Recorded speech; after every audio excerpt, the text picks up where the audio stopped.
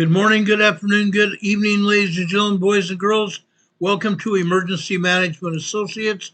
We're coming to you from the Area Command, 392 miles west of Kitty Hawk Beach, North Carolina.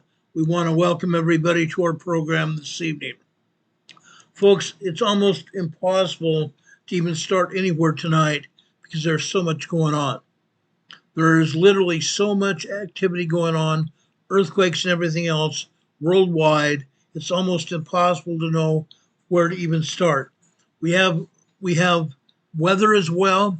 We still have the underwater volcano off the coast of Oregon that's still going on. Okay? Everything's happening still. It's unreal. Now, I want to emphasize this right now. I'm sorry, Holly. I accidentally kicked Holly with the back of my foot just now. She went under my desk. Anyway, guys, there's something I need to tell you about the volcano off the coast of Oregon. Let's bring up the USGS map so I can show you where this volcano is actually going right now.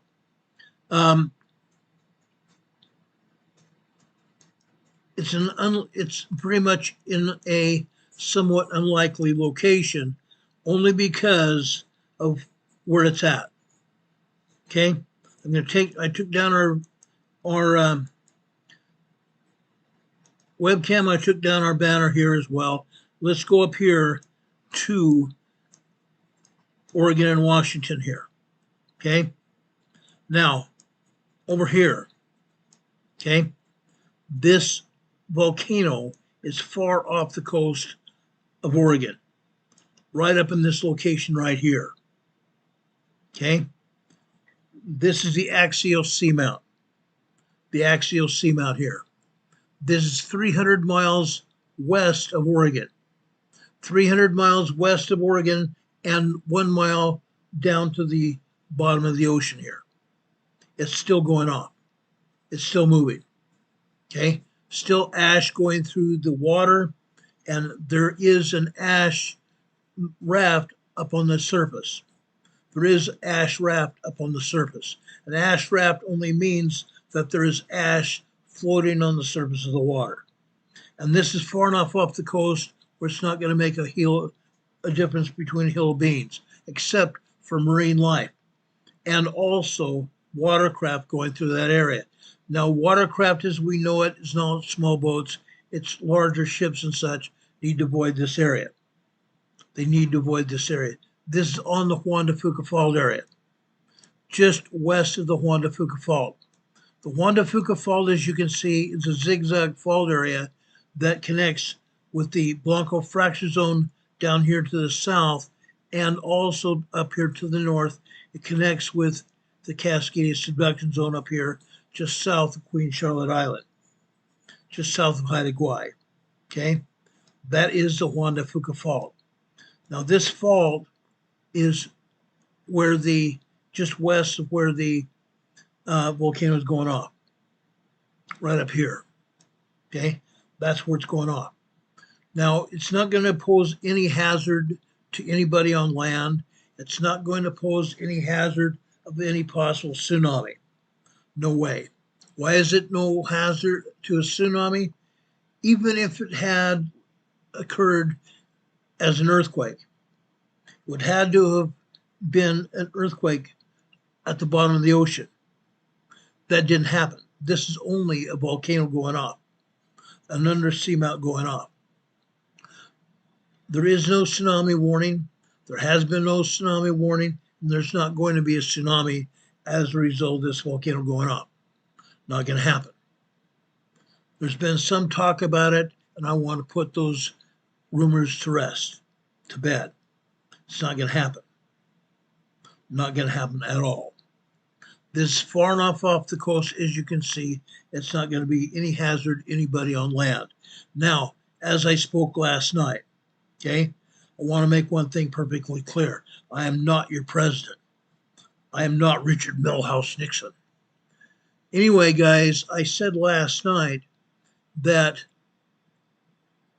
this seamount may be connected to Crater Lake down here to the south, which is a volcano down here to the south.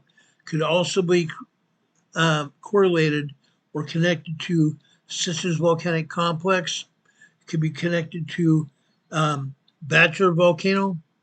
It could also be connected to Mount Hood or even Mount St. Helens Volcano. It could be. Now, that's just what I've heard from the scientists. We don't have any concrete evidence of that fact. We have no concrete evidence connecting it with these volcanoes, but there is speculation that it is. There is speculation that it is connected. Okay? Does anybody have any questions about that? Okay? I want to make sure we answer any questions here. We have quite a few people here in the chat. I want to recognize those people here tonight. Berlinda's here. Richard Smith is here. Demon Catman. Bailey is here. Linda Covington's here. Charlene is here. Dennis is here. Debbie's here. Thank you for being here. Sleeping Volcano is here. Catherine Sigerson is here. Adrian Hadrianus is here. I know I butchered your name. I'm sorry about that. Richard Smith again. Let's see who else might be here. I think that's all that's here so far in the chat. I want to welcome everybody that might be listening or viewing this program here as well. Thank you for being here. A lot of things are going on, but I wanted to get this rumor out in the open, and it's not a rumor. Okay? I don't believe it's a rumor. It's only speculative that this undersea mountain volcano may be connected to the volcanoes on land. Okay? May be connected to the volcanoes on land. It's only a supposition. It's only a supposition. Now, there are earthquakes all over this area. There are a ton of earthquakes all over this area. USGS is only showing this one over here. This is east of Medford, Oregon. This is a 1.6 tremor. This is about 15 miles west-northwest of Klamath Falls, Oregon. Okay? That's where it's at. Now, they're not showing any other earthquakes here at all, hardly at all. We're showing this brand new earthquake that just hit here at Yacolt, Washington. Just a mile and a half west-northwest of Yacolt, Washington, just now, a 1.6 tremor. Over here near the coast of Washington, Neilton, Washington. This is a 2.1 earthquake. This happened just about 3 p.m. today. 3 p.m. today. Over here in the Puget Sound area here, we have a 1.0 tremor over here in Clinton, Washington. Clinton, Washington. Now, they're not showing any other earthquakes here, which is a fallacy. It's a fallacy. The only other earthquake it's showing here is Tanasket, Washington. Tanasket, Washington. Now, folks, I have something else to show you. I actually have a lot of things to show you throughout this program tonight, but I can't show it to you here with the USGS map because the USGS map is not showing it. The USGS map is faulty. Rarely do they ever show all of the earthquakes or anything else that's going on. Rarely ever. Never. Never happened. Never will. Now let me bring up my webcam here. I want to show you what is going on here. Okay? I want to make sure you understand what's happening here. Again, I just showed you this earthquake over here.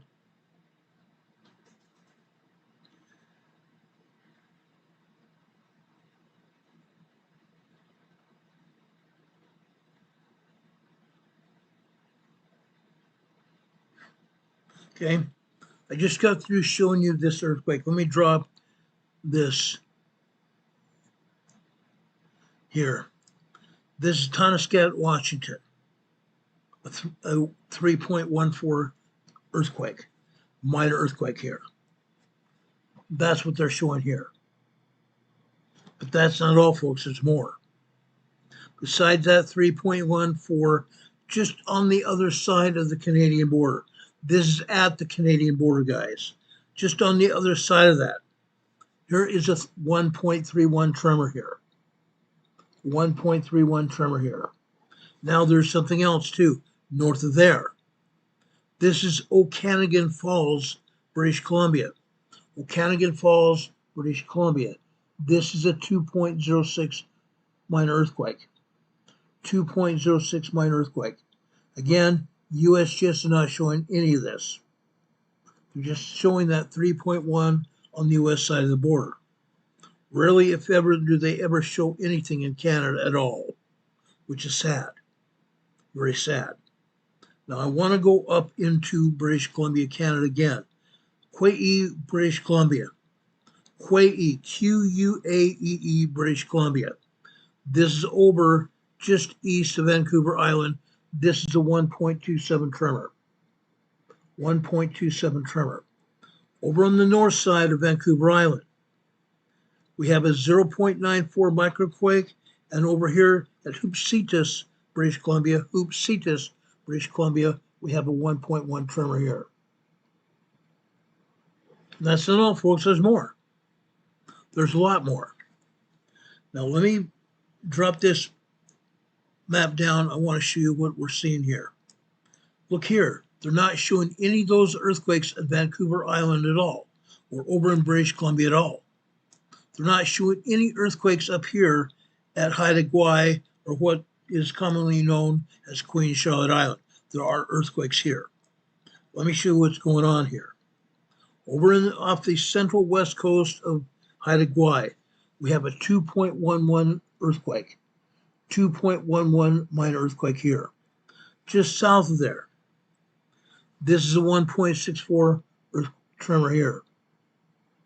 South of there, near the southeast or southwest coast of Haida Gwaii, we have two more earthquakes. This is a 1.71 west of Daijing, D-A-A-J-I-N-G, D-A-A-J-I-N-G, British Columbia. This is a 1.71 tremor here. Just over to the east of there, this is a 2.11 earthquake. 2.11 minor earthquake. Okay? Again, USGS is not showing any of this. That's pretty sad. That is actually very sad. Now, connected to those earthquakes, okay? Connected to those earthquakes. Up here in southeastern Alaska, more earthquakes here. Let's back out the USGS map here again to show you what is going on. USGS is showing two earthquakes here. This is a 1.6 near Yakutak, Alaska, and right next to it here is a 2.7 minor earthquake. Again, on the EMSC map here, they're showing that same 1.6 earthquake there. They're also showing the 2.7 near Yakutak, Alaska there. 52 kilometers northwest of Yakutak, Alaska. Okay, so they're showing that. Now notice this. Notice this. All those earthquakes, even going down to Vancouver, British Columbia, all of these earthquakes are connected from Alaska south down here. All of these earthquakes are connected, guys. They're all connected. Okay, now let's go over into Alaska. Let's go over into Alaska. I want to show you this. First off,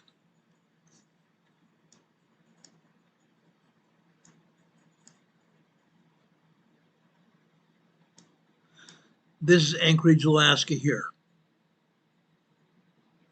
Great big huge major city and capital of Alaska, Anchorage, Alaska. They're saying that there's 20 plus earthquakes in this region. 20 plus earthquakes in this region. Okay, USGS not showing it. Look at this. There are very much 20 plus earthquakes in this region here. Okay.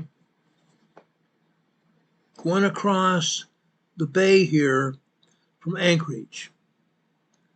Going across the bay from Anchorage to the north. They're showing this 1.5, 1.6 tremor here. Big Lake, Alaska. Big Lake, Alaska. North of there, a 2.3 earthquake. Meadow Lakes, Alaska there. Okay, let's go over here. This is just east of a volcano. The volcano that keeps rattling around inside, threatening to erupt. It's not erupting yet. Okay, not erupting yet. Let's go south here. Let's go south. Right here is a 2.1 earthquake here, 21 kilometers northwest of Beluga, Alaska. Interesting. Very interesting. What's going on here? What's going on right here? Guys, we have a volcano. Mount Redoubt volcano. We have a swarm of earthquakes here. This is a 0.4 microquake. This is a 0.1 microquake. They say this is above sea level. Really? This is actually 2 miles deep. Interesting. This is a 0.4 microquake here. This is a minus 0.7. This is a minus 0.6. This is minus 0.7. This is on the southern side of Mount Redoubt now. Southeast of there, a minus 0.6 microquake. And this is also a minus 0.6. So we have plenty of microquakes over here on the south flank of Mount Redoubt. South flank of Mount Redoubt. It's moving. This entire area is moving, guys. It's moving. Let's go down here to this island here. California, Alaska.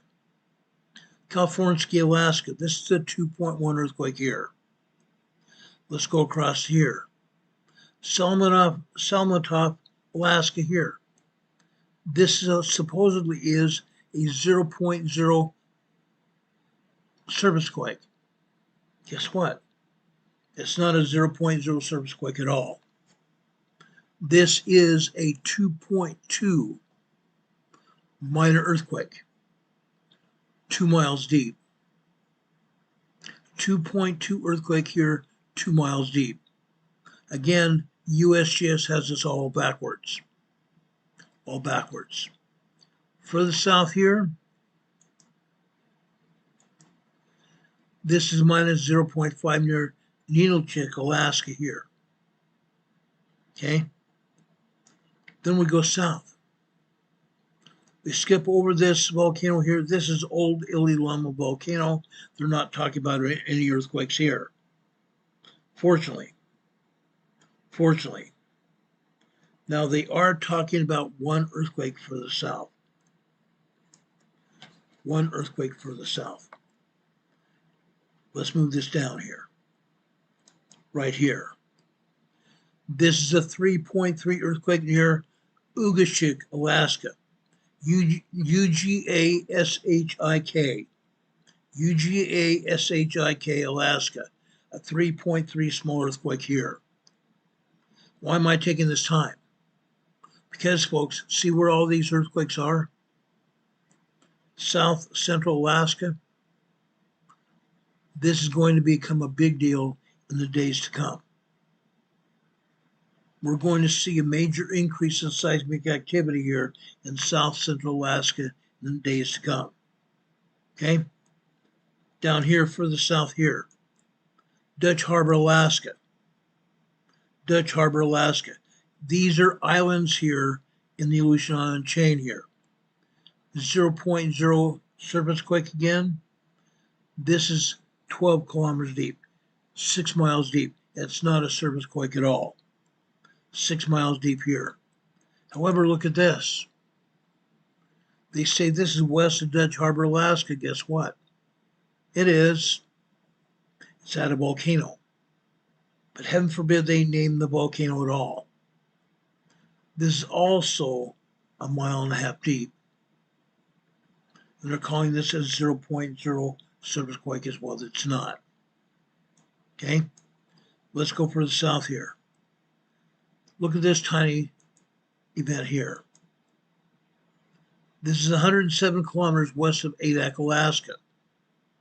This happens to be a 0.9 microquake here, out in the ocean waters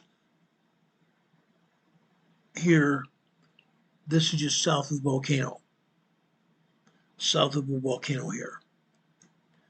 Let's zoom out here. We don't have any earthquakes to speak of here in the western part of the Aleutian Island chain here.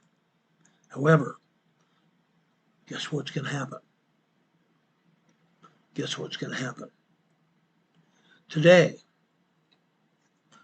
over here in Hokkaido, Japan, southeastern Hokkaido, Japan, we had a 5.0 earthquake.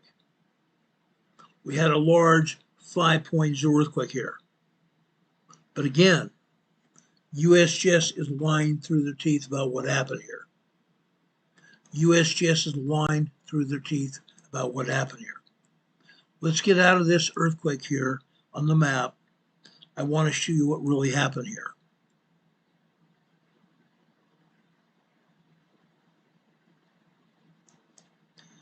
It's rather unfortunate what USGS continues to do. They lie through their friggin' teeth. They absolutely lie through their friggin' teeth. I hate it. I literally hate it. It bums me out to think that our agency has no qualms about lying through their teeth. Unreal. They've done it so much that nobody even understands what's going on anymore. Literally. Let me show you something, guys. Let me show you something. Look at this. It's not just one 5.0 earthquake here in Hokkaido, Japan. Look at all these other earthquakes that hit. Look at all these other earthquakes that hit here in Hokkaido, Japan today. 5.3, two 5.0s, a 5.2, a 4.7 moderate earthquake here, another 5.0, two 5.0s, 5.1, 5.2, and a 5.5. A very large 5.5 earthquake. They don't even have it listed on the earthquake map. A very large 5.5 earthquake here. A 4.8 moderate earthquake, a 5.1 large, a 4.9, I'm going to call this large as well. Because we know that they downgrade these earthquakes to the nearest 0.9. Folks, there are 1, 2, 3, 4, 5, 6, 7, 8, 9, 10, 11, 12, 13 events here. 13 events. 10 of those events are at least 5.0 to 5.5. Hokkaido, Japan. If USGS is hiding earthquakes, why would they be hiding earthquakes in Hokkaido, Japan? Large earthquakes at that. They identify large earthquakes around the globe. Why are they not reporting these earthquakes? Inquiring minds want to know. I want to know for you guys. We have people in Japan that monitor this program. We have a lot of people that monitor this program from Japan. Thunderbird signs. Diana says, the only time I feel fear is when I see how many quakes are left out. I agree. I don't feel fear though. I feel sadness because these people are getting taken advantage of. They're being told there's just one earthquake. I'm sure the Japanese Seismological Institute of Japan has told that there's at least 10 to 12 5.0 earthquakes in Hokkaido, Japan today. Why? Because the USBS is too stupid. The USBS is too stupid. Now, I want to show you where these earthquakes are. Okay? Going back here to the map here, right here, I'm going to zoom in here. Look where it's at. These are farmers' fields here in Hokkaido, Japan. To the west out here to the west, there is a more populated area out here. Very much more populated area out here. But these people felt this quake. I shouldn't say this quake, but all of the 5.0 to 5.5 large earthquakes that hit here. That's what I'm talking about. This is exactly what I'm talking about. The agency hiding earthquakes. The agency hides earthquakes. USGS is saying there are 226 earthquakes on their map today. Really? Really? Right here I'm showing you 13 earthquakes that they didn't tell us about. 13 earthquakes here in Hokkaido, Japan that they didn't tell us about. Add that to that number. That brings it up to nearly 280 there. And I'm just getting started. I'm just getting started. There are more earthquakes over here just south and west of Tokyo, Japan. More earthquakes here. These earthquakes at 4.3, 4.5, and 4.7 earthquakes here. But again, USGS doesn't want to talk about it. Unreal. Unreal. Let's go over here down south into the Mariana Trench here. This is a 4.7 earthquake here. A moderate 4.7 earthquake here. This is 269 kilometers. 269 kilometers west-southwest of Marisa Village, Guam. Marisa Village, Guam up here. Okay? Folks, this is a 4.7 moderate earthquake. 4.7 moderate earthquake. I'm not done. I'm not done. Here in Indonesia, we're seeing another 4.6 earthquake here in Gorontalo, Indonesia. We had a 5.0 here in Gorontalo yesterday.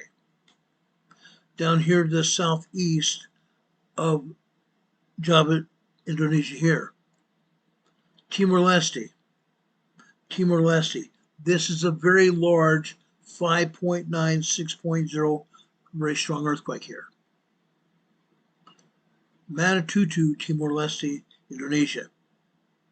Look where it's at. It's out here in the ocean waters here in the Banda. I believe this is the Banda Sea here.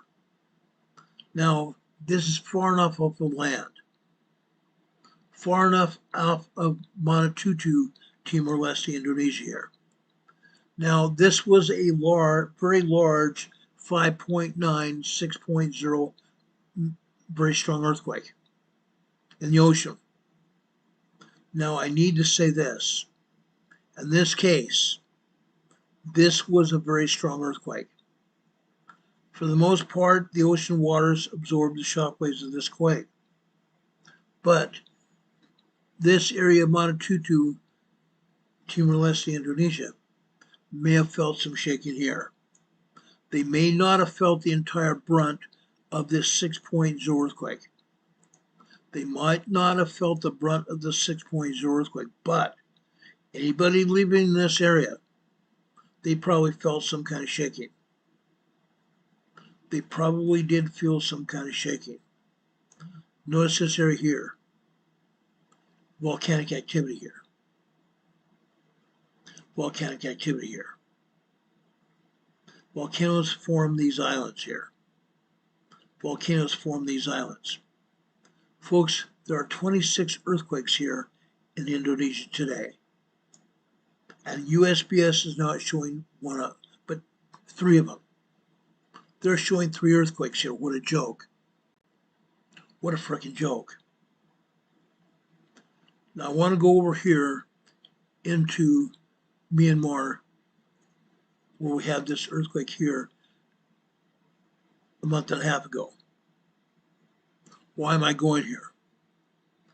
Remember yesterday when I talked about those earthquakes and how the ground slips during certain earthquakes? I want to show you what happened here near Mandalay, Burma, or what they call Myanmar here today.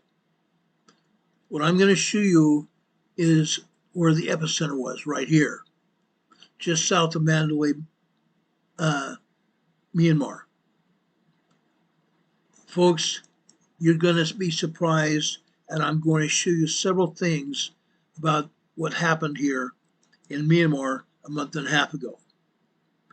I want you to understand what happened. I definitely want you to understand what happened and why it happened. It's a big deal.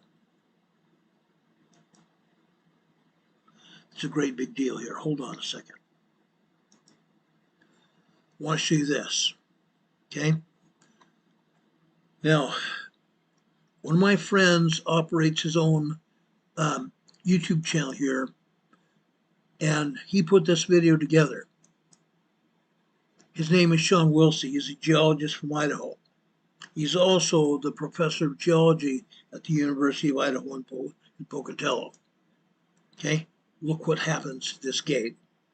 Let me activate this video here and show you what happens to this gate, and I'll back it up and keep showing you what happens with this earthquake. Look at this. Watch this. Watch the gate.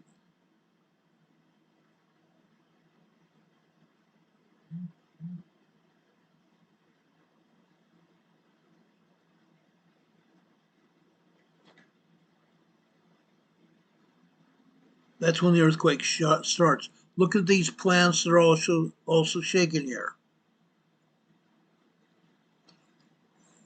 Look across that street also and see what happens. Okay? The earthquake knocks over some trash cans and also starts shaking the earth there, and you see a bunch of dust up in the left-hand corner of your screen here. Look at all that dust happening because the earth is shaking here. Look at that. Then I want you to keep your gaze on this same video and look over to the right-hand side. Look how this earth moves just outside this compound. Watch this again. Look at that. This is a strike slip earthquake. I should say this was a strike slip earthquake. Notice how the ground moves here. Moves out here to the right. Look at that. This was a strike slip earthquake. The hanging wall moves to one side. This was a lateral strike slip earthquake. Watch it again.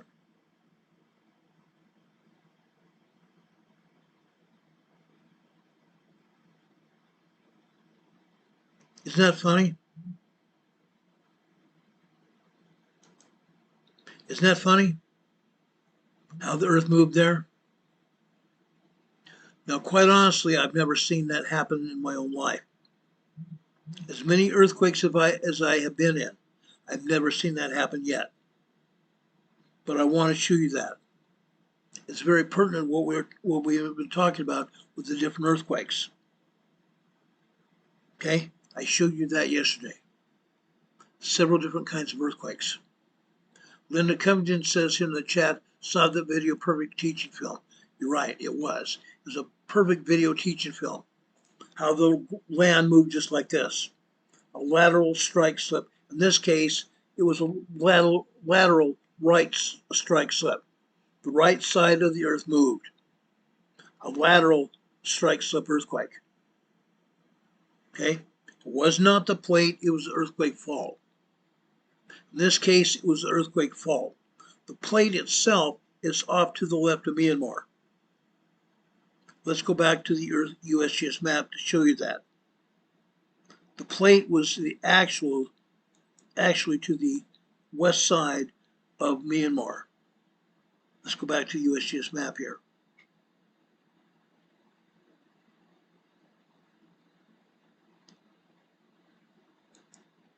Okay.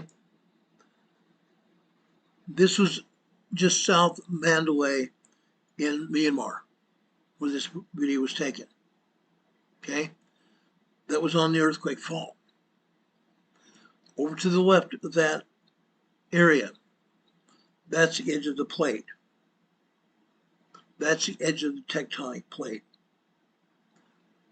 We continue to have earthquakes here. We've already had 16 earthquakes here in Myanmar today, aftershocks of that major earthquake. They first said it was a 7.4 earthquake, and I proved with data that it was actually over an 8.0. It was larger than an 8.0 earthquake.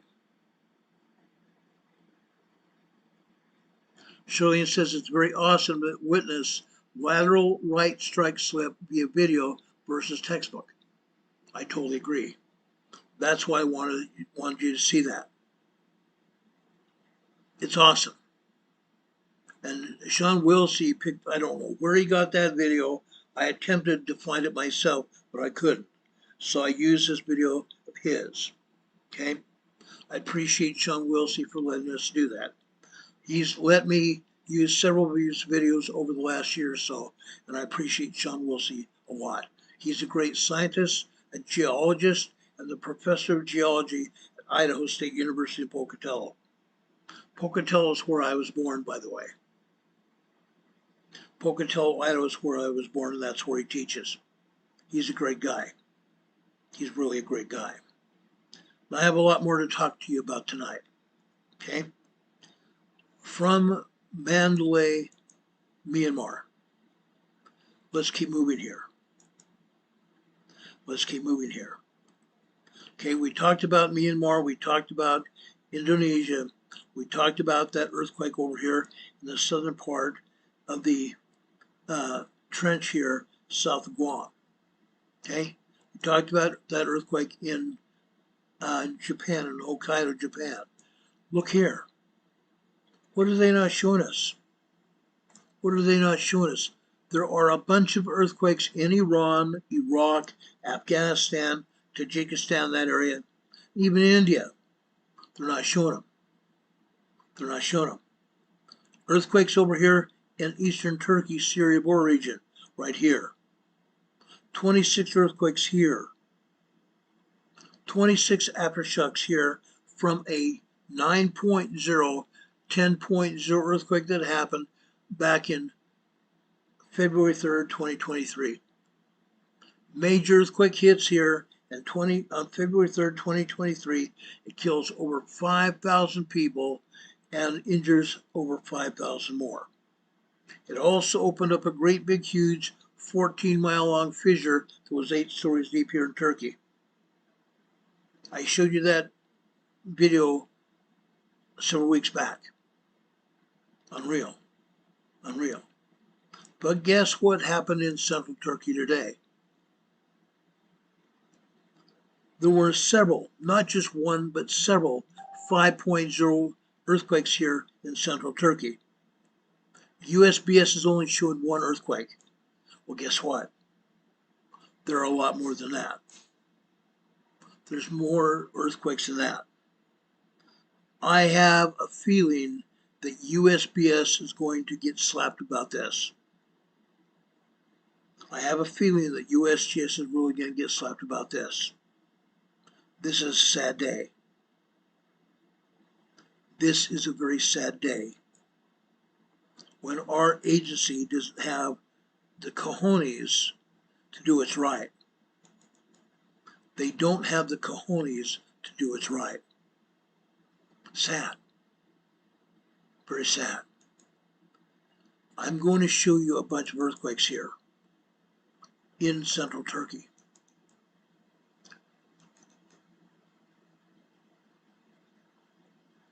President Trump was in Turkey the other day. I believe it was the day before yesterday. He was here.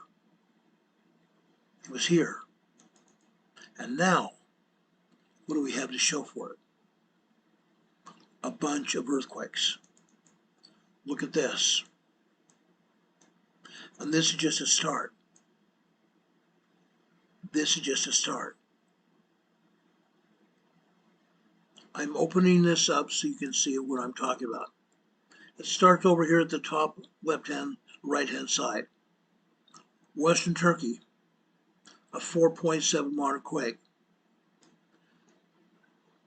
Let me do this. I'm enlarging this here so you can see what I'm talking about.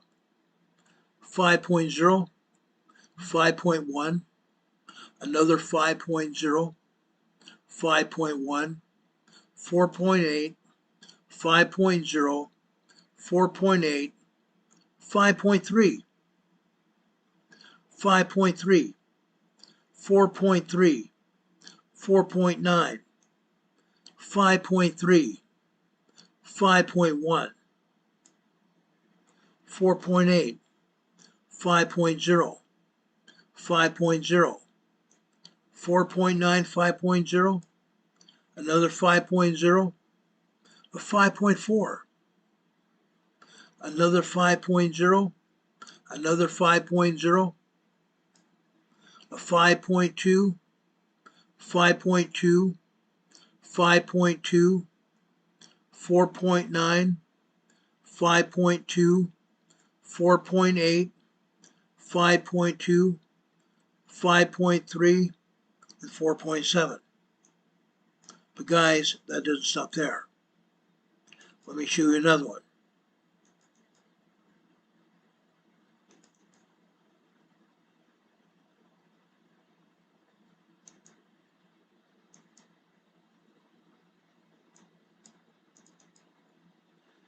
Here's a second one.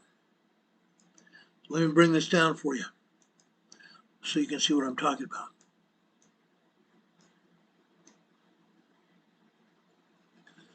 Five 5.0, 5.1, 5.0, 5.1, 4.8, 5.0, 4.8, 5.3, 5.3, 4.3, 4.9, 5.3, 5.1, 4.8, 5.0, 5.0, 4.9, 5.0, 5.4, 5.0, 5.0, 5.2 times 3 there, 4.9, 5.2, 4.8, 5.2, 5.3, and a 4.7. 2 pages of earthquakes. 2 pages of earthquakes. They show us one 5.0 on the USGS map. What a joke. What a joke. On this slide alone, let me count these earthquakes. 2, 3, 4, 5, 6, 7, 8, 9, 10, 11, 12, 13, 14, 15, 16, 17, 18, 19, 20, 21, 22, 23, 24, 25, 26, 27, 28, 29, 30, 31. 62 earthquakes. 62 earthquakes hit central Turkey today. Most of those earthquakes were 5.0 and large earthquakes. The great majority of them were 5.0 to 5.4 earthquakes. They showed us one earthquake. The people in central Turkey are hurting today. The people in central Turkey are hurting. There are cities here, there are towns here. They do not have the building codes that we have in the West. They don't. And as a result of that, people lost their homes here. People lost their homes. 5.0, 5.4 earthquakes can be very deadly quakes here in the United States. Imagine living here in Turkey. Imagine living here in Turkey. Some people don't even have much money to buy any kind of land or buy a house. They live in shacks out here. They live out in tents here in the desert. They possibly lost everything. They possibly lost everything today. Incredible. Incredible. This is another 62 earthquakes that USGS did not put up. Just with the earthquakes I've shown you so far, we have nearly 400 earthquakes, and USGS says 222. What a joke. What a freaking joke this is. I feel sorry for our agency. The United States agency lies through their teeth. They're saying 225 earthquakes worldwide. Just with the additional earthquakes I've shown you. Now we're closer to 400 earthquakes here. And this doesn't even take the cake. If you go over to the EMSC website, they show a list of all the earthquakes around the world. They show a list of earthquakes around the world. Show you exactly what happened. Folks, there are earthquakes here in Turkey. Northern Turkey, central Turkey, southern Turkey, and as I said, over here in eastern Turkey, Syria border region. A bunch of earthquakes here. Earthquakes over here in western Turkey as well. And even over here in the Dupage Islands here. There are 20 earthquakes here in the Dupage Islands. 20 earthquakes. All of the earthquakes here that are listed are a result of magma down beneath the surface here.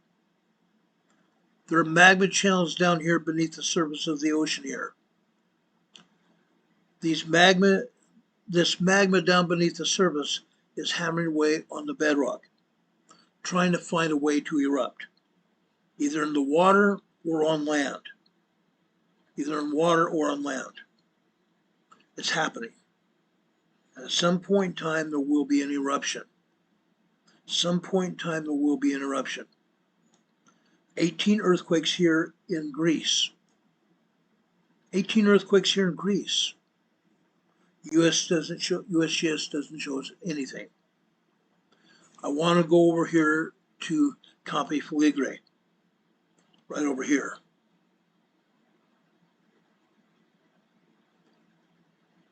I can zoom in here. Guess what? This volcano is steaming.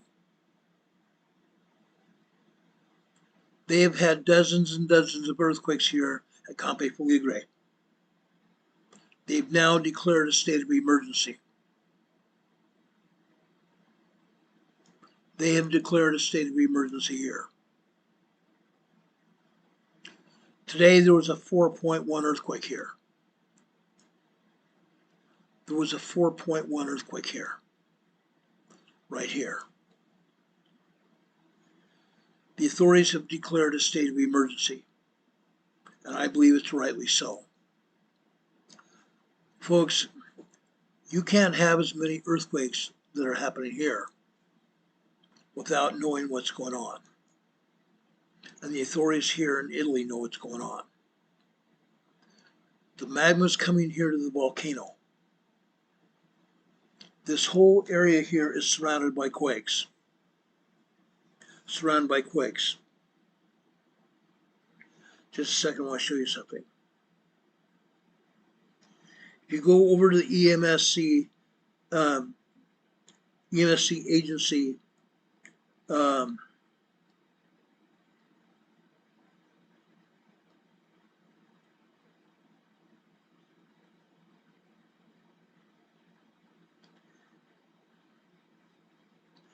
you go over the EMSC agency list there,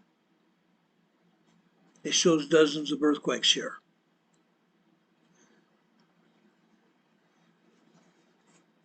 Here is a 5.1 earthquake there. There's a 4. This is a 1.5 tremor here. 1.5 tremor. However, it's not over. It's not over. Dadgum them. They took down the 4.1 earthquake here. Dadgum it. Dadgum it. Anyway, guys, Italy here and the authorities here near Campi Fleigre have declared a state of emergency. Rightly so.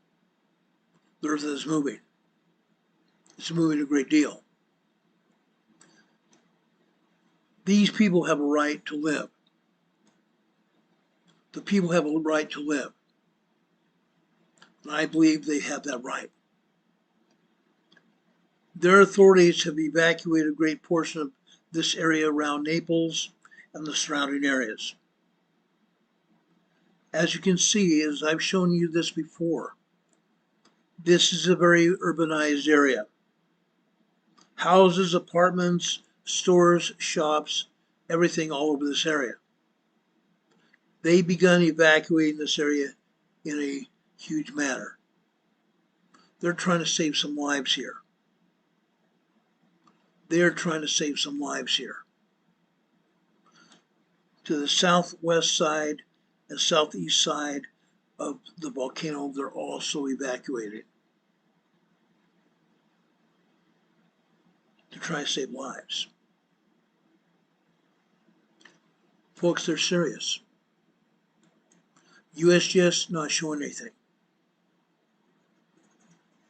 The Italian government has declared a state of emergency for the Campi Fleigre region, following a 4.1 and a 4.4 earthquake yesterday, and a series of aftershocks. While the term state of emergency was mentioned by the Chief Civil Protection Minister, Nello Musumeci, and I know I butchered that name, M-U-S-U-M-E-C-I.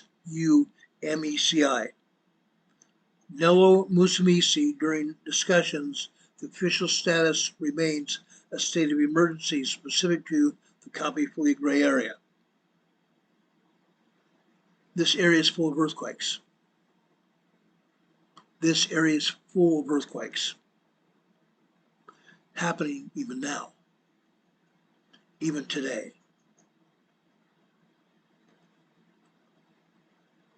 If I lived here, I would probably already have evacuated the area myself.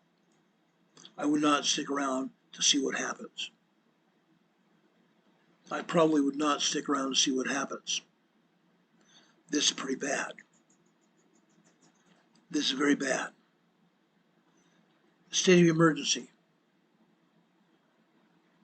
This was a memo that I got earlier.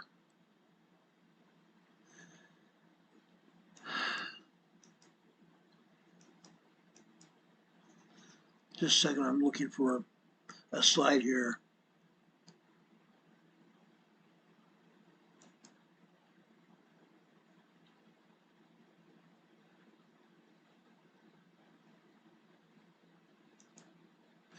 Strong earthquake at Campi Fleigre happened at 12:08.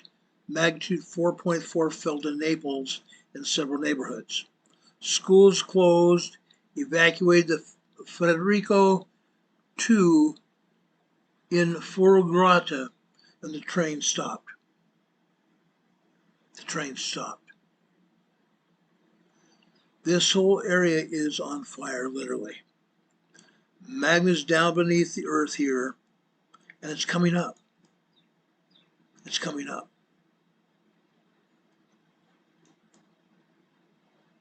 That volcano at some point in time is going to pop. They've had 441 earthquakes today. 441 earthquakes today. These people are in trouble. These people are in trouble. Now, I don't know how many people they've evacuated. That information has not come out. But they started evacuating people. They also told people to camp in their cars. They told people to camp in their cars because things are rattling and rolling all over the place, and things are falling off walls. Things around their homes are falling down on the floor, and they've been cautioned to stay in their cars. That way they can just start the car and leave if something happens. But folks, as you can see, there's plenty of earthquakes here. It's going to continue. The number of earthquakes has actually gotten worse. The numbers have increased, and also the magnitude's gone up to 4.4 now. The magnitude of the earthquakes have gone up to 4.4, which means that the magma is hammering away at that volcano. We have a 5.0 earthquake here. It's probably going to be at the volcano, and we're probably going to see a volcanic eruption when we have a 5.0 here. Okay. Richard Smith is reporting another 3.6 near the coast of Western Turkey now. Not surprising. Jody McGraw says, yikes, yes. I agree, yikes is a good word. Now, if anybody, and yes, we have some people here that are from Italy. I don't think they're in the chat right now. They may be watching. But folks, if you are in Italy and you have family members or you yourself is there, I would advise you to get out. I would advise you to get out. Mary M is saying, is Santorini still shaking? Yes, it is. Yes, Santorini is still shaking.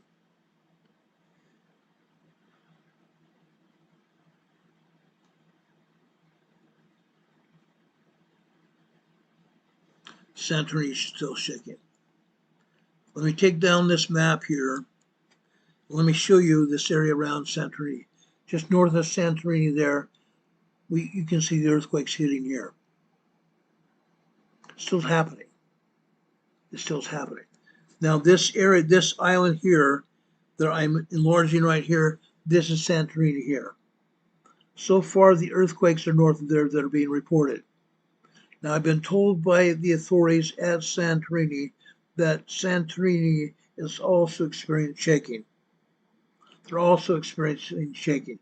That means the magma is hammering away at that volcano here. That volcano here in Santorini.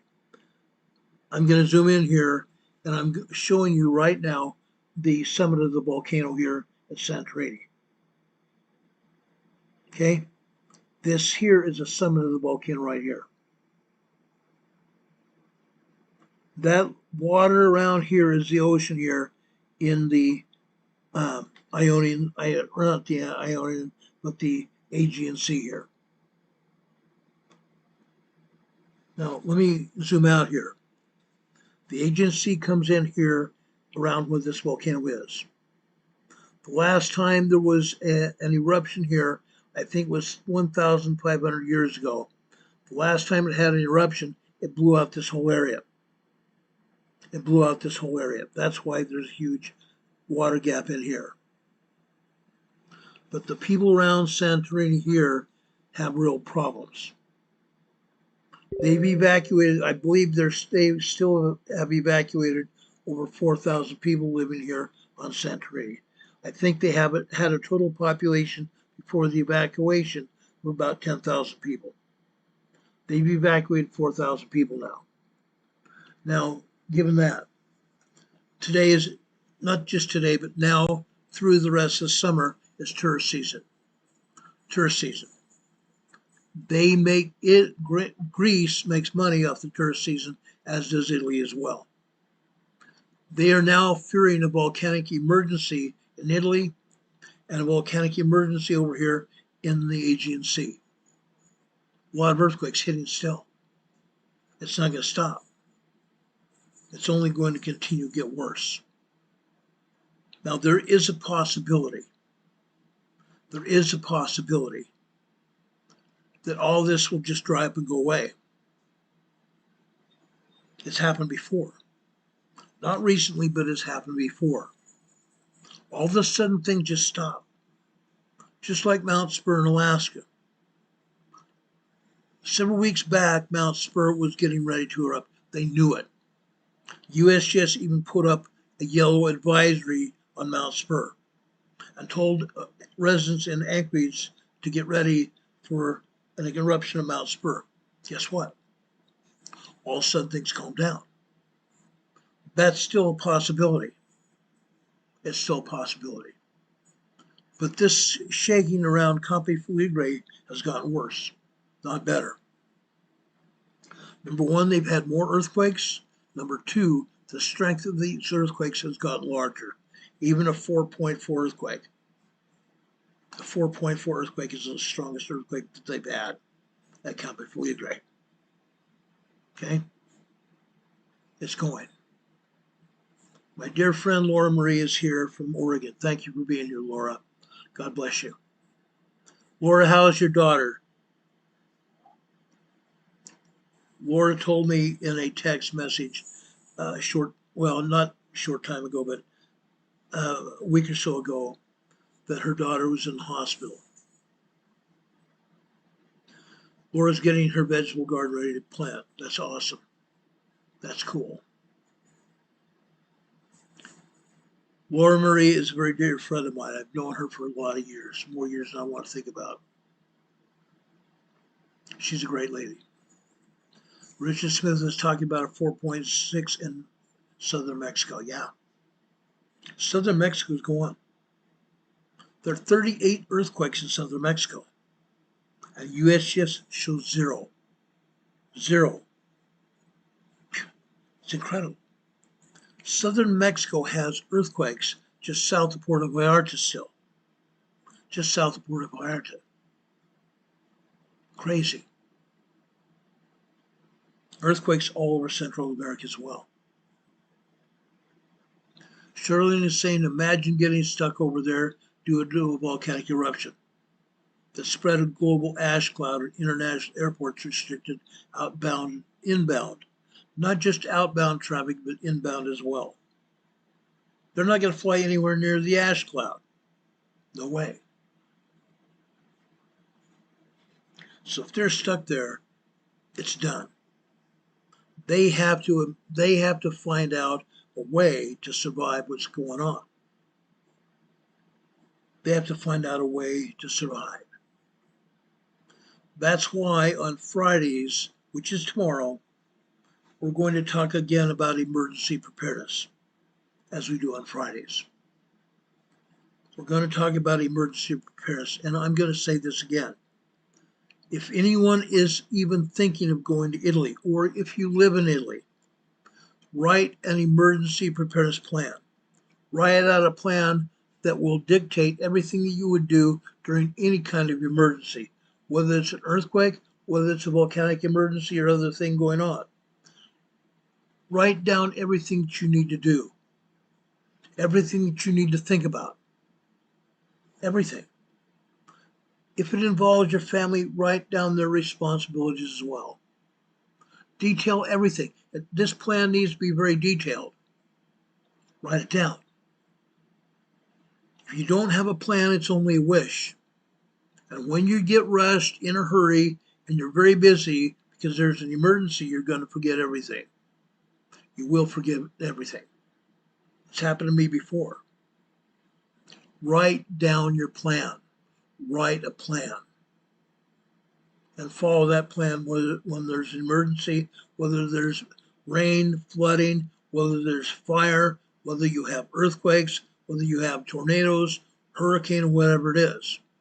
Write your plan down detailing everything that you're going to do during a given emergency. Write it down. Second, I want you to have an emergency preparedness kit.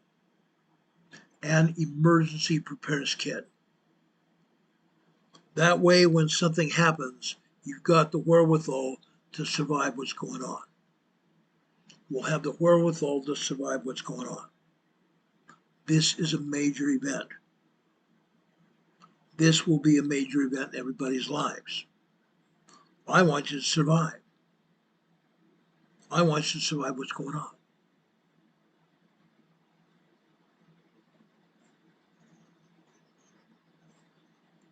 It's important. It's important. Does anybody have any questions? Does anybody have any questions for me?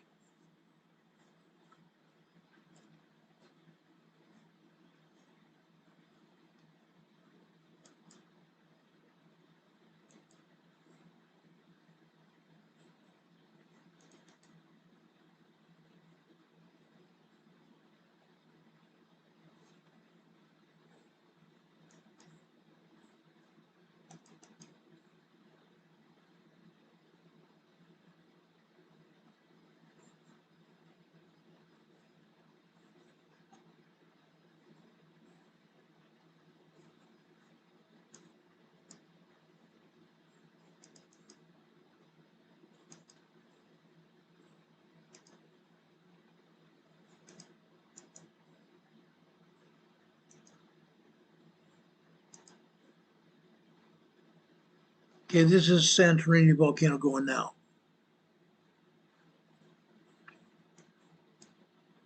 Or not the Santorini, I'm sorry. This is the volcano going off the state of Oregon. Still happening.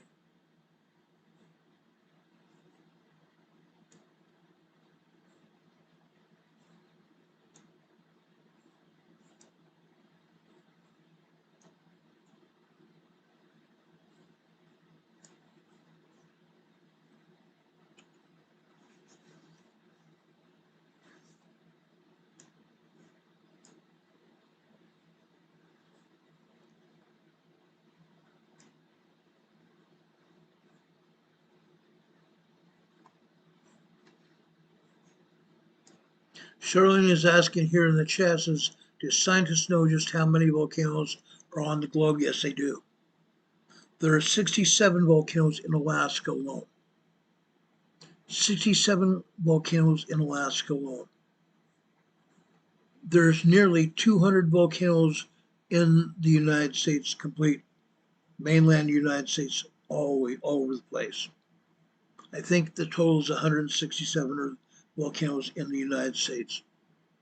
And I know there's quite a number of them all around the world. I think there's 1,400 volcanoes around the world, if I'm not mistaken. Don Pato's got a question here. When a SS earthquake happens, what do they do about property lines? I don't know. That's a good question. I don't know.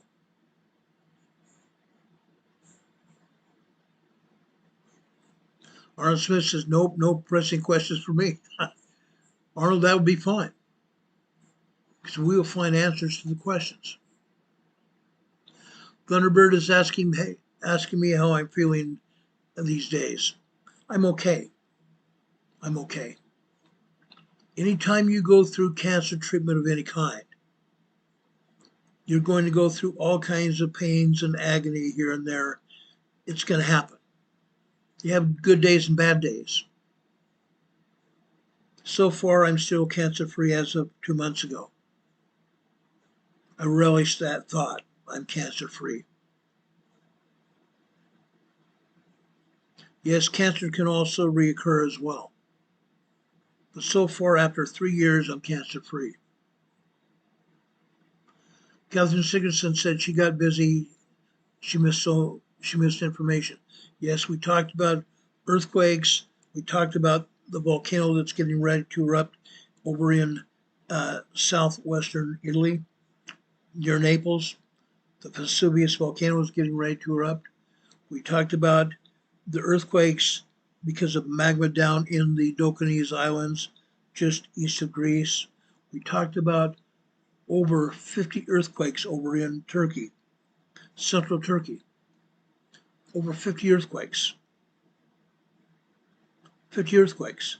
Some 30 of those are large earthquakes over in central Turkey.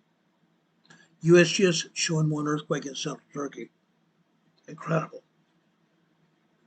Lies, lies, more lies USGS puts out. Shirley's saying amen to cancer free. I agree. I agree. Do any of you have any more questions about anything we've talked about so far?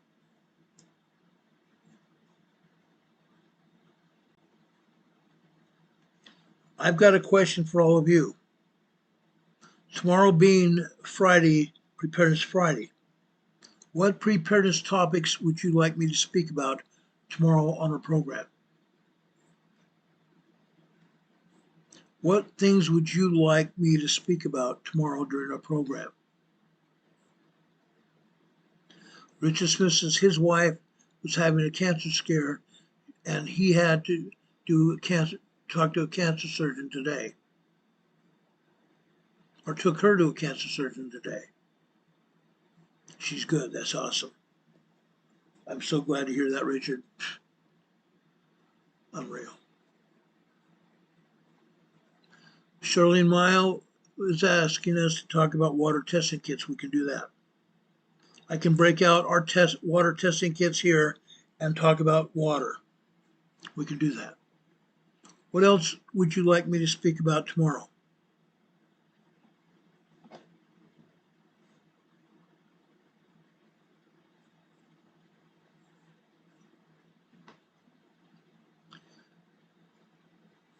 One of the things when it comes to water, there's good water and bad water. I looked at a video yesterday with 7 different types of bottled water. 7 different companies that put out bottled water. Fiji water, Avian water. Guess what? They were on the top of the list of bad companies putting out bad water. Toxic elements in the water. Not just pieces of plastic from the plastic bottles that the water is put in. Bad things that they put in the water. Catherine Sigurdsson said, yes, wild food. We can talk about wild food as well. I'm taking notes here. I'm taking notes.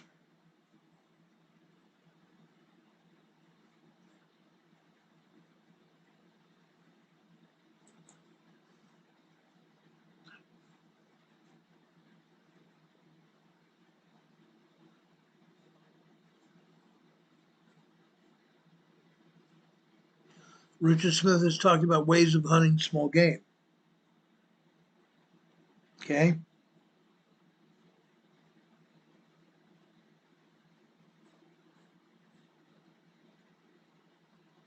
How to hook a fish line. Okay.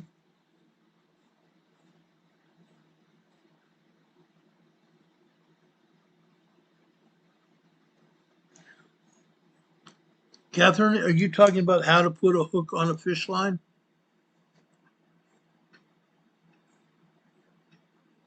Renee Steffies talks about bugging out.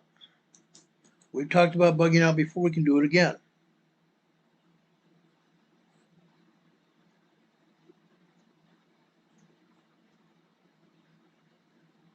Tool making in the wild. That's a good one.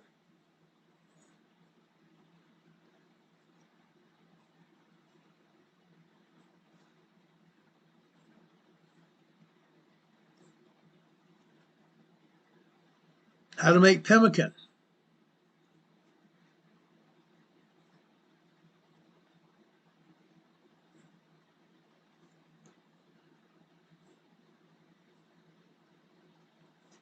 That's good. Homemade tools. Oh yeah. Hitchhikers talking about nuclear war. A couple weeks ago, we talked about nuclear war and what to expect and what would happen. Shirley is talking about how to use pine needles for vitamin C in baskets, what needles to select.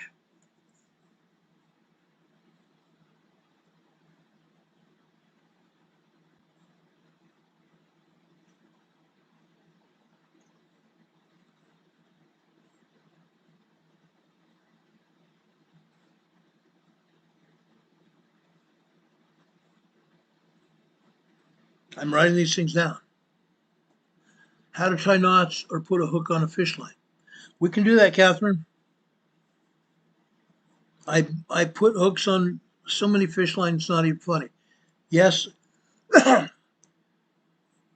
thanks to one of my dear friends that is probably watching this channel today, Captain Ned has been a very dear friend of mine, has taught and sent me things, sent me messages and sent me things through the mail as well. Captain Ned is a great fisherman. He's probably still fishing up there in Minnesota where he's at. But folks, Captain Ned has some issues now. Captain Ned has some issues, health issues. Apparently, Captain Ned has a bunch of cancer. Captain Ned is a dear friend of mine. I appreciate him a lot. He's done a great deal for me and my family. Several years ago, I told everybody that I had one light fishing pole here. And so Captain Ned's went out and sent me a good fishing rod. Sent me out a great fishing rod. He also sent me some tackle, hooks, lures, all kinds of stuff. I will never forget that. I will never forget that ever.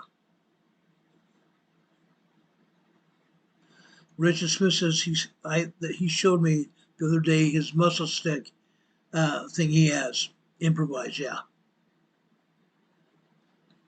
Charlene is saying how to have a water source, a wheel for hydropower, no electricity. If you live near a water source, a creek or river, you can make a simple paddle to be rotated by water. Okay?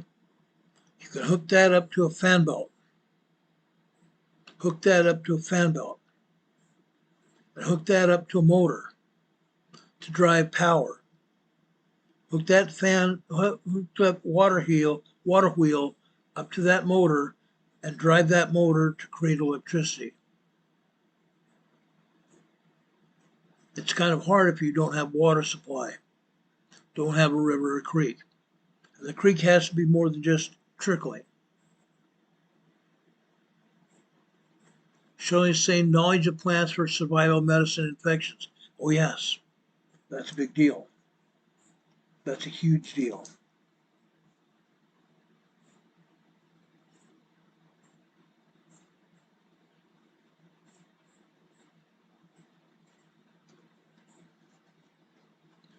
Solar power to run a well pump.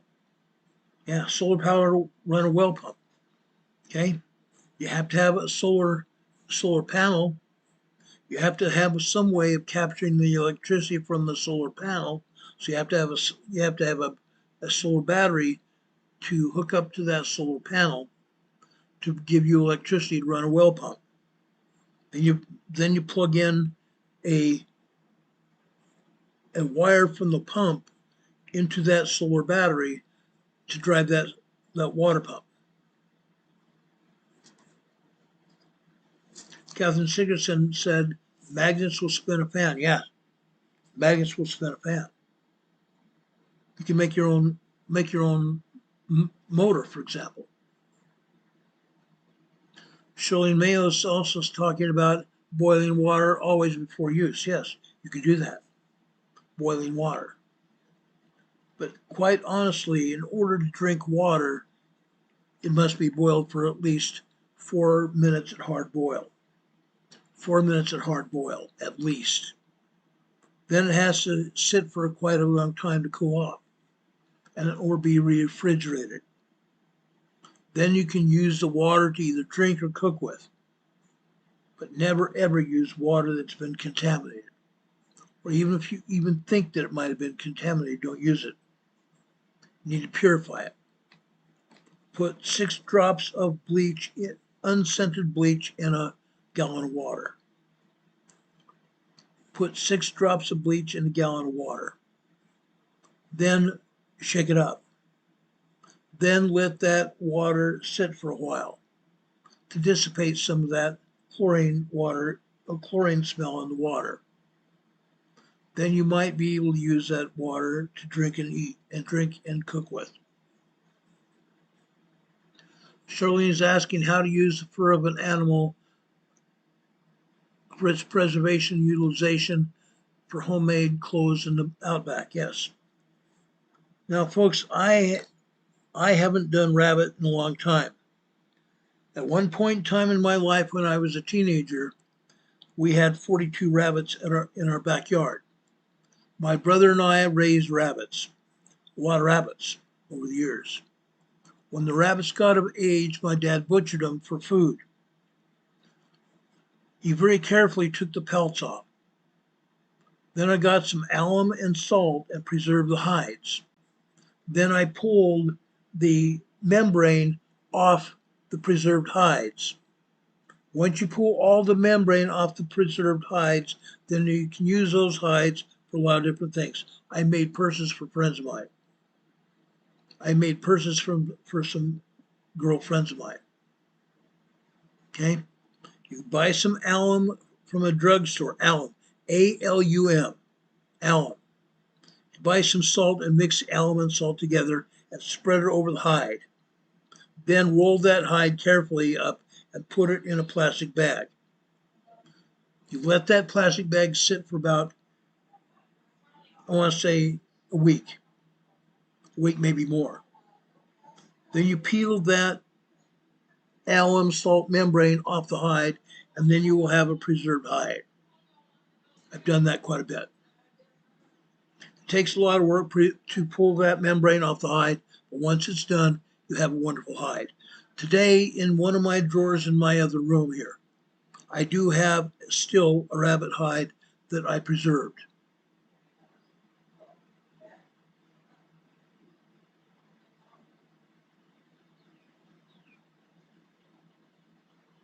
Then the company says stock up on iodine tablets for your thyroid if you live near a nuclear reactor power plant. I would also have some iodine pills, even for my first aid kit. You never know when you're going to have a huge rocket explode in the air above you. That can happen. It can happen here in the United States or anywhere else. We talked about this as well. Okay, Russia, Iran, China. China hates our guts. Right now, China and President Trump are getting along just fine. But even as of 3 months ago, after Trump was elected, Russian President Vladimir Putin was still threatening the United States. If he ever had a bad day, he might just attack us. If Putin ever had a bad day, he might just attack us just because. Right now, Putin and Zelensky in Ukraine are supposedly trying to put together a program to save some lives and end the war in Ukraine. But guess what? I don't think Putin really wants to, because Putin is still launching attacks against Ukraine. If Putin wanted to end that war, he would. Just like he's attacking Ukraine, he could all of a sudden make up his mind because he got pissed off by something you and I did. Or maybe President Trump did. Putin could get pissed off and attack the United States at the drop of a hat. I don't think President Putin is in his right mind right now. He has cancer. I think his cancer has gotten really bad. So he can do almost anything at this point in time. I don't trust him at all.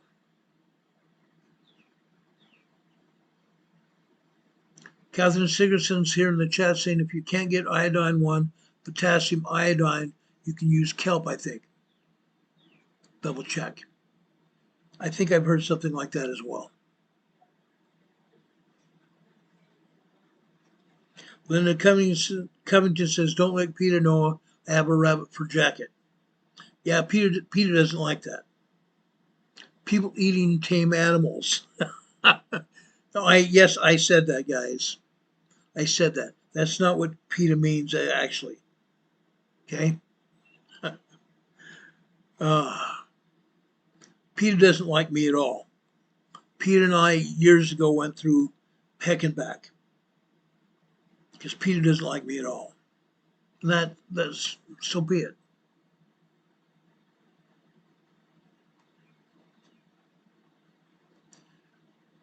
Don Patoga is talking about lessons on emotion control during emergency stress. Pink waving hand, pink. Waving hand, waving hand, waving hand, yeah. Yeah, we can talk about stress management. I'm not a doctor, but I can get a counselor here on the air that can talk about stress management during emergencies. That's a good topic. That's a very good topic. Charlene says, yes, kelp is very nutritional as well. It can be dehydrated and stored as well. Yes, you can. Catherine Sigurdsson said she can't find it up there in Canada. Catherine Sigurdsson lives in Saskatchewan, Canada. I think it's banned on the shelf in Canada unless they hand it out. I would hope that changes. I'd hope that changes because Canada is attached to the United States, and Putin doesn't like Canada either. Putin doesn't like anybody that even likes the U.S. Renee Seppi's watching tornadoes and weather, and she's putting up multiple tornado watches for Wisconsin and Michigan. Not surprising. All that bad weather that's come from the west has now gone across the central United States, and now it's in Wisconsin and Michigan. Unreal. My kids live in Utah. Don Patoka Surgery lives in Utah, and they've told me about the rain and the cold weather that they've had in Salt Lake City. Up in the mountains, it's even worse. Up in the mountains, they've actually got snow. I've got friends in the northeastern mountains in Utah. They build a cabin up there. Now their cabin's a big house with the garage and everything else on top of the mountain. Unreal. Canadian Patriot 1 Dave is here. Thank you for being here, Dave. God bless you. Canadian Patriot 1 is also going through his share of health issues, as some of us are. I admire Canadian Patriot 1 in more ways than one. He's a great man. Thank you for being here. My buddy Demon Catman is still here. And guys, Demon Catman lives in the east of England. In England, it's in the middle of the night. So I really appreciate Dean being here with us. God bless you, Dean. God bless you very much. Thunderbird Signs Diana says snow on our mountains in Alberta too. Yes, absolutely. You guys have snow. I think it's probably going to snow into June. Go figure. Go figure. Anyway, guys, I've gotten a lot of lessons from you tonight. I will look some things up, and we'll talk tomorrow night about emergency preparedness on Preparedness Friday. If anything else happens tonight, we'll be back on the air to tell you about it as soon as the information becomes available. I promise you that. We will be back on the air as soon as any information comes available about any emergency or disaster that happens. We do that. We do that. Rob52 says he's working at his hospital tonight. Rob 52 is a volunteer at his hospital over where he lives. Rob, God bless you, brother. Appreciate you so much.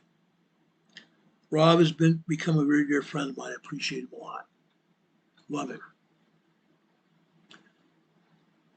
Demon Catman says, Richard, pressure cook a ton of vegetables and vegetable waste for hours and add salt. Oh, yeah. That works too.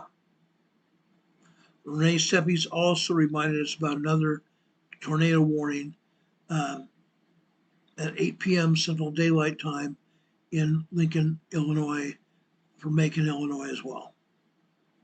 Wow. Wow.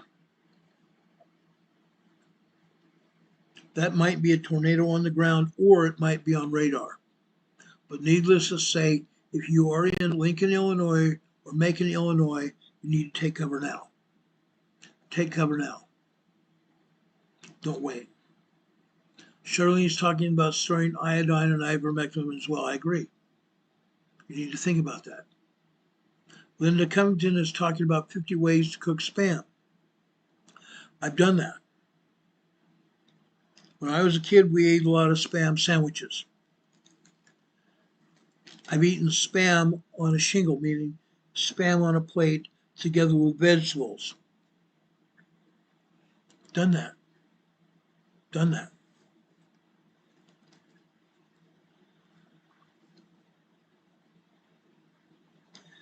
Now, guys, last night I forgot to sit down after our program was over and talk to you about the scriptures.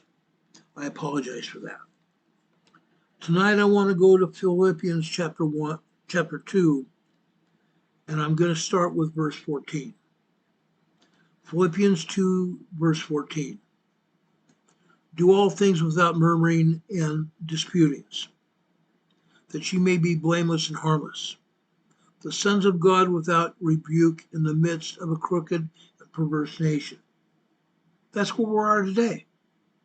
That is exactly where we are today, in the midst of a crooked and perverse nation, among whom ye shine as lights in the world. We are lights in the world. Someone with a candlestick in the top of the hill can't be hid, can it? We shine as lights in the world, holding forth the word of life, that I may rejoice in the day of Christ, that I have not run in vain, neither labored in vain. Yea, and if I be offered upon the sacrifice and the service of your faith, I joy and rejoice with all of you.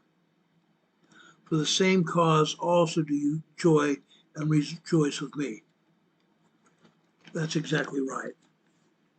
Let's don't argue with each other. Let's get along. Let's be like that light on a hill that can't be hid. Let's make sure we are good representatives of Jesus Christ. Let's make sure we do the things the Lord would have us do. Let's make sure we give good examples to our children and grandchildren, our family and neighbors and friends around us. Let's make sure we have a good group of people that we have around us. These are the last days. These are the last days. We need good people around us. We can gather a lot of people around us, but make sure they're good people. Folks, I appreciate each one of you. I appreciate our mods that are here as well. Thank you guys for helping me be here. Also, please note that our mods have put up our address here. Carol and I like cards and letters. We really do. You can send cards and letters to our mailbox at 544 Bethel Road, 504 Bethel Road, Box 401, Morganton, North Carolina. The zip code here is 28655. You can do that. We'd appreciate that. You can also join as a member of our program here on YouTube. Demon Catman just put that link here on the chat. Down below this video today, in the top of our program description, the very top of our program description below this video, you can see a link that has that same information, where you can join here as a member of our EMA program here on YouTube. Right below that, you'll find our email address that is also scrolling across the bottom of your screen. Right below that, you'll see our PayPal and our Venmo locations. We'd appreciate if you would also think about helping us with the donation to keep this program on the air. When I first started this program over 6 years ago, I had no clue that this program would cost money to keep it on the air. It does. And we would appreciate any and all contributions you can make to help us keep this program on the air and keep it moving. I thank you all for that. You can send us checks and donations inside your cards and letters as well. Quite a few people have done that. We love and appreciate each one of you. God be with you this day and always. God be with you until we meet again. Like I said, if anything else happens here tonight or in the morning, we'll be back on the air to tell you about it as soon as the information becomes available. We will be back on the air about 6 p.m. tomorrow night with Emergency Management Associates again, talking about emergency preparedness and anything else that's going on in the world that you need to know about. We love and appreciate you guys. Have a good night. Take care, everyone. We love you. God bless each of you in your frailties and in your medical conditions. May God bless you and heal you. God be with you until we meet again. We'll see you on the other side. Good night, everybody.